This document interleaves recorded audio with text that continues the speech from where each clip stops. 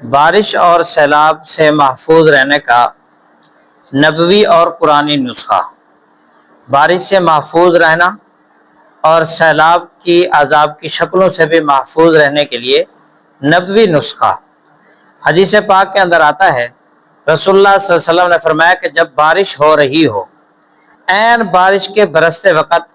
جو بھی اللہ تعالیٰ کی ذات سے دعا مانگی جائے، اللہ تعالیٰ کی ذات وہ دعا قبول فرماتے ہیں۔ تو بارش کے موقع پہ ہم کوئی بھی دعا مانگ سکتے ہیں۔ تو بارش کے محفوظ رہنے کے لیے، اس کی اللہ تعالیٰ کی طرف سے ناراضگی اور عذاب سے بھی محفوظ رہنے کے لیے ہمیں چاہیے کہ ہم اللہ تعالیٰ کی ذات سے دعا مانگیں، بجائے اس کے کہ ہم پکوڑے بنانے میں، چائے بنانے میں، اور جناب شامیہ تلنے میں، اور گڑ والے چاول بنانے میں، ان چیزوں میں محفوظ جو ہے نا مشغول ہونے سے بہتر ہے کہ کچھ اللہ سے مانگ لیا جائے۔ اور قرآن مجید کے اندر سیلاب سے بچنے کے لیے اللہ تعالیٰ کی ذات نے جو محفوظ رہنے کا وظیفہ بتایا ہے، رسول اقدس صلی اللہ تعالی علیہ وسلم کی ذات اطہر پر اترنے والی یہ سچی کتاب قرآن مجید فرقان حمید کے اندر حضرت جناب سیدنا یونس علیہ نبینا علیہ الصلوۃ والسلام کے واقعہ کا 17ویں سپارے کے اندر ذکر ہے۔ جناب سیدنا یونس علیہ الصلوۃ والسلام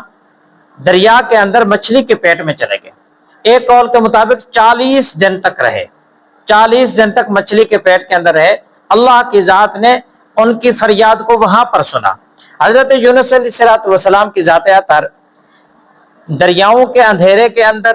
مچھلی کے پیٹ کے اندھیرے کے اندر، اور مچھلی کے پیٹ کے اندر پھر جھلی کے اندھیرے کے اندر، اور پھر اوپر سے بادلوں کے اندھیرے کے اندر، 4 اندھیروں کے اندر رہتے ہوئے اللہ کی ذات کو پکارا، اور اللہ تعالیٰ کی ذات نے ان کی فریاد کو سنا۔ قرآن مجید میں اللہ تعالیٰ کی ذات فرماتے ہیں، اگر وہ ہمیں نہ بلاتے تو ہم انہیں لَلَبِثَ فِی بَطْنِهِ إِلَىٰ يَوْمِ يُبْعَثُونَ، ہم جناب سیدنا یونس علیہ السلام کو مچھلی کی پیٹ کے اندر قیامت تک کے لیے رکھ دیتے۔